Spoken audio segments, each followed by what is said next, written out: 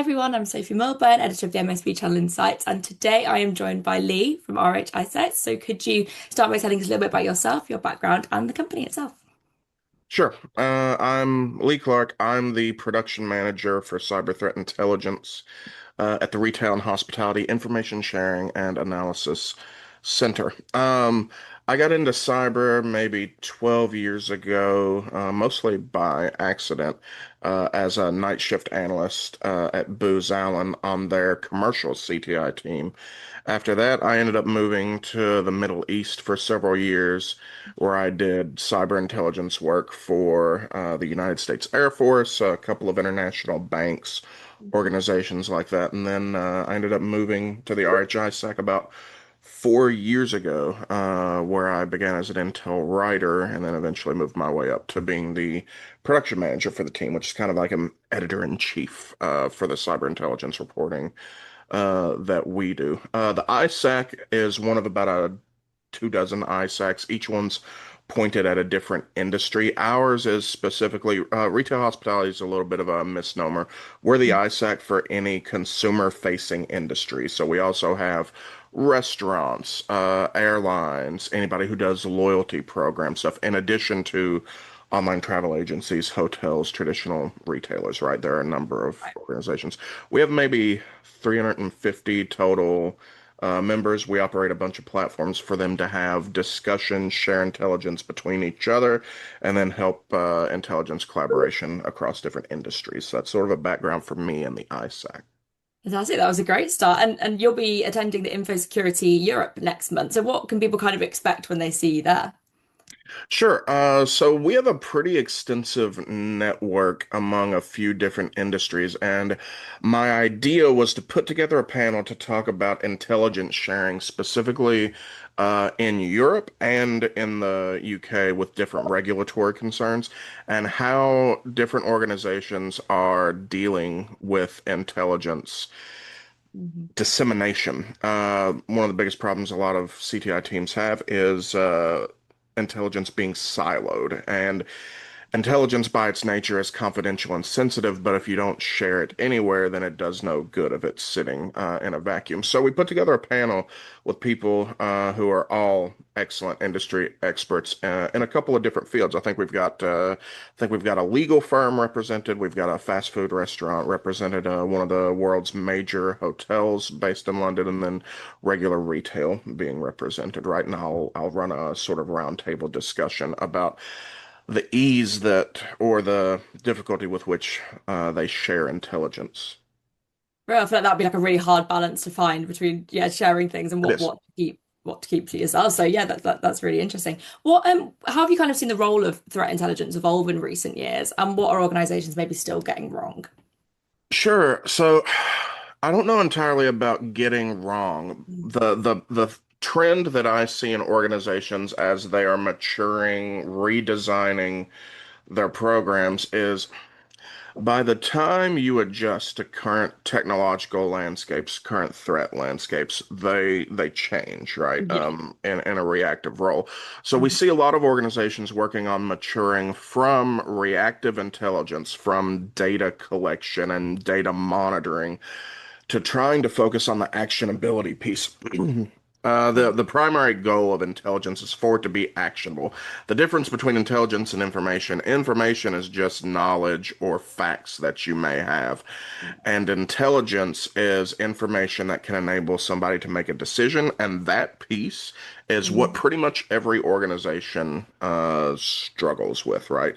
Moving from data collection to actionable intelligence and then aligning their intelligence goals, what the intelligence team actually looks for, what they produce with Mhm. other teams inside the business, whether it's the risk team, whether it's the fraud team, whether it's the board of directors, right? And then improving the ability to share that information in a way that enables senior level decision makers to do their jobs easier, right? That's sort of the places we see people moving currently, right? And then I'm going to mention AI, right? So everybody can Cool. take a drink. We have officially mentioned AI for the first time. AI is going to change that in a number of ways as organizations try to figure out places where it can plug in and help. Yeah. Things like normalizing vast quantities of data for tool sets to be able to share data between, and places where it maybe isn't so good, like writing reports that human beings are going to read, right? A lot of those things are going to be changing as organizations try to keep up. Yeah, I hadn't really thought about that differentiator, I guess, between information and data. That's really interesting. But I guess with your experience across, defense, commercial, and international environments, how do threat actors, kind of differ in their approaches from what you're seeing, and where do you maybe see some convergence there? Yeah, so it's mostly the same, right? Mhm. Tactics, techniques, procedures, TTPs Yeah. are largely the same. If we look at the diamond model, right, Mm. the place where the difference comes there is in the motivation piece of that Right. diamond, right? If you're in defense, if you're in finance, oftentimes the goal is theft of confidential information, right? Finance is going to be payment information or anything that can enable people to access funds. Mhm. In the defense industry, it's going to be cyber espionage or sabotage stuff that you look for. Right. In our particular industries that we cover now, it runs everything from grocery stores, restaurants, pharmacies, hotels, online travel agencies, airlines. All of them have different business priorities, but all of them are facing essentially the same motivation, and that is theft. Right. A monetary motivation. So that comes primarily in a few forms. The first that we see far and away is fraud, cyber fraud, gift card fraud, loyalty points fraud, receipt fraud, return fraud, triangulation fraud. The second one is going to be social engineering in the service of ransomware, right? It's almost always going to be things like people calling your help desk impersonating an IT worker to try and get admin credentials. Enormously effective, specifically because it circumvents however mature your cybersecurity hard controls might be, right? If your controls are really advanced, it still won't stop someone from giving away admin credentials because someone asked them to on the telephone, right? Yeah. That's the place where we really see a lot of this being the same. And then the ISAC's role within that is to make sure that these different companies in these different regions, these different industry verticals, are all able to share their insights about these actors, and it boosts collective defense. Even if they compete for consumers' businesses, they're not necessarily competing in cybersecurity because the same threat actors are hitting all of them with the same tactics over time, right? Right. And you just mentioned a little bit of my next question there, but I feel like we could dig a little bit deeper into that. That information sharing is a core part of this, but how effective is collaboration between organizations today with that? And what do you think maybe needs to happen to make that more effective? Yeah.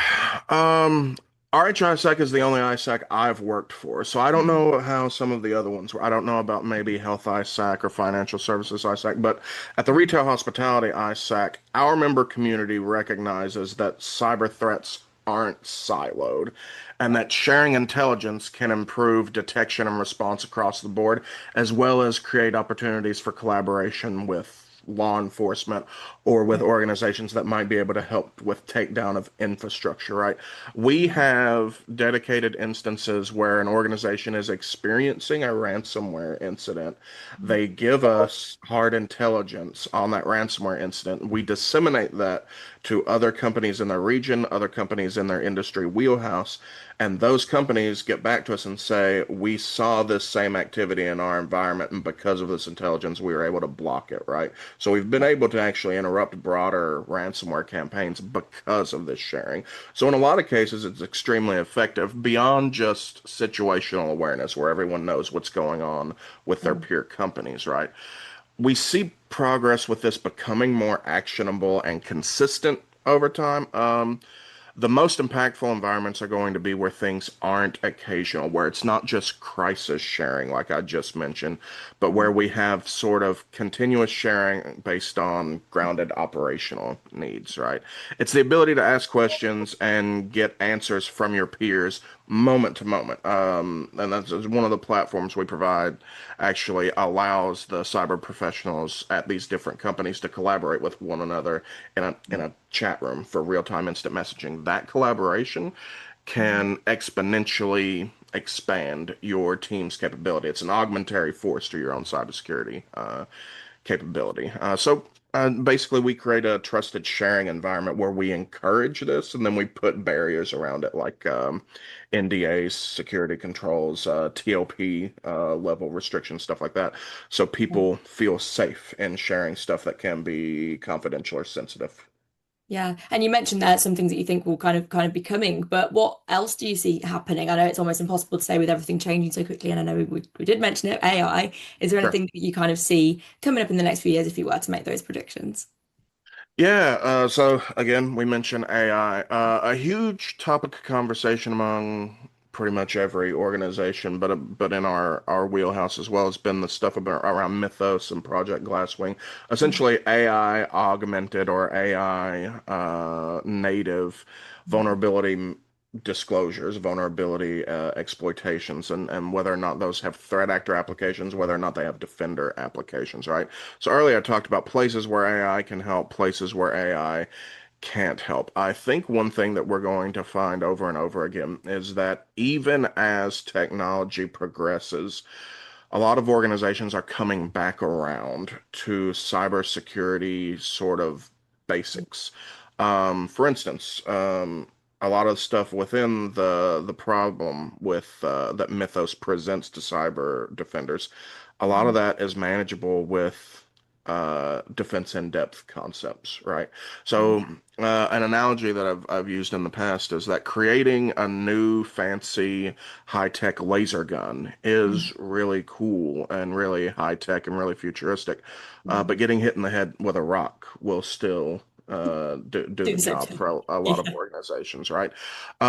So as technology changes, the goal is less that CTI itself has to remold itself to fit that technology, but it's about adapting base level fundamental concepts to the new technological environments. And for the most part, they're flexible enough that they work in that way. So for a lot of future technology, let's say AI, let's say automated workforces, let's say quantum computing changes the rate at which malware is able to affect organizations, right? All of those things become manageable with proactive defense rather than reactive defense, right? Okay. Well, it would definitely be interesting to see what happens. And yeah, thank you so much for your time today. That's all my questions. Yeah, 100%.